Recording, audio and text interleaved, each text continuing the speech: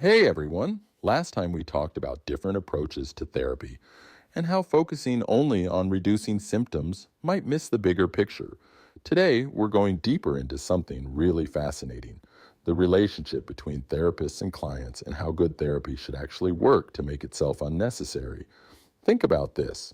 When you first go to therapy, what's your relationship with your therapist like?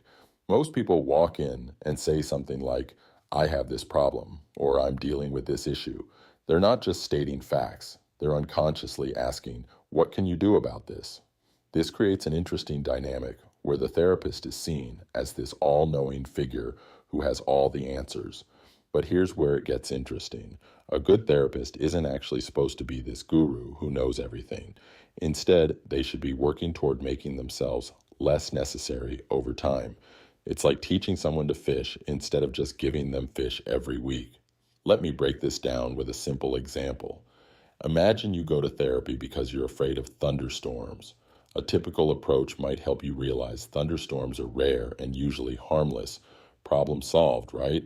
But a deeper approach would ask, what does a thunderstorm represent to you? Maybe your fear isn't really about storms at all. Maybe it's about feeling out of control, or maybe it connects to some past experience.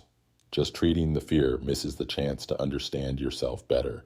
Here's a really cool metaphor the author uses. At the start of therapy, it's like the therapist is a 0 and the client is a 1, but the therapist seems bigger than the client, 0, 1. By the end, it should flip around, so the client becomes bigger than the therapist, 1, 0. This means the client has developed their own understanding and tools and doesn't need the therapist to hold their hand anymore.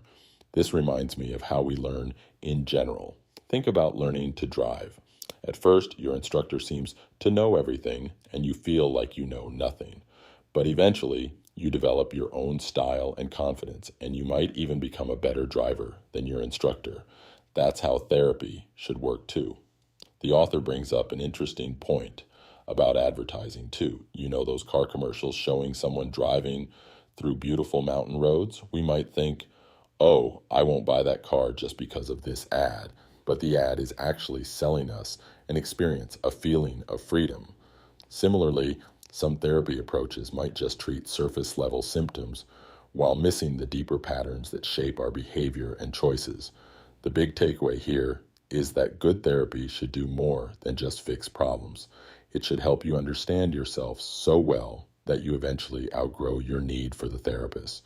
It's not about becoming dependent on your therapist's wisdom, but about developing your own wisdom and understanding. This is actually pretty revolutionary in the therapy world.